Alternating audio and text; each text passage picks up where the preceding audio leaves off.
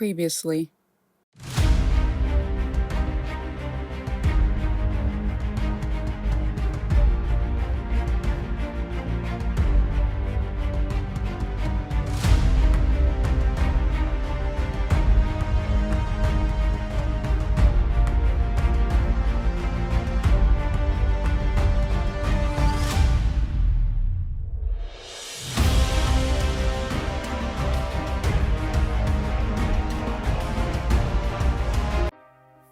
Shende, I really messed up. Sella, you mean to tell me while you actually have a lover, being a part of a crazy love vampire wolf thingy, you went to seduce Rust, your brother, not so your brother's enemy? Well, when you put it that way, it sounds terrible. It's a stupid void I have and I can't control it. I know it's forbidden to talk to my brother, to move on. I don't have nothing to lose. Girl, you have everything to lose. Your life. Shende and Chelle went to catch up on their monthly house meeting, including having some peace and quiet, just the two of them. All I'm saying, Chelle, it feels like someone is controlling our lives to be miserable. After the week I've had, it do feels like it, but being cursed, protected is a W for me. Shende and Chelle continued to have more discussions and thought it'd be a good idea for the house to hopefully communicate with each other, as the Spellcaster decided to have the day to themselves.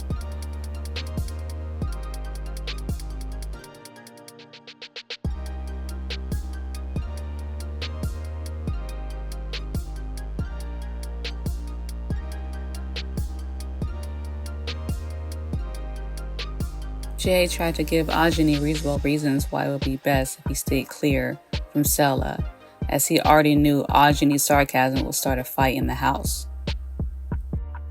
I appreciate you trying to help, but I would advise you stay out of this one since you barely can contain your fury. Jay could feel the boil in his body rising and did his best to contain. Alright, duel, right now, before I break something else in this damn house. It was only right for them to have a wolf spar, as sometimes, even as a veteran wolf, you can never be too careful with the beast inside that knows no boundaries.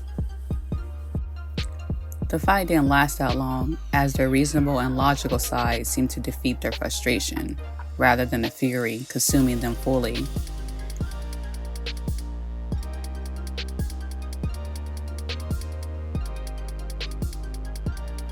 Sella greeted Adjoni and Jay as this was the closest she's ever been for 500 years. Brother, I'm so glad you're speaking to me, Adjoni scoffed. Trust me, it wasn't by choice. Stop the lies, Jay interrupted. Sella couldn't get a word in as Adjoni and Jay were going back and forth about who's right or who's wrong in the conversation. Damn you, Jay. See, this was a mistake. This was yet another failed attempt to actually communicate with each other about their differences. Darko met up with Layla, Bianca's big sister, as he had concerns of his own. Look, if you need my help, get my sister away from Rust.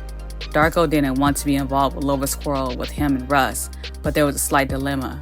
He had a crush on Bianca before he knew she was mortal and couldn't shake that feeling. He was tired of his top hat wardrobe that made others look away, so he had no choice but to agree. Fine, Layla, it's a deal. Fantastic, I'll see you tonight.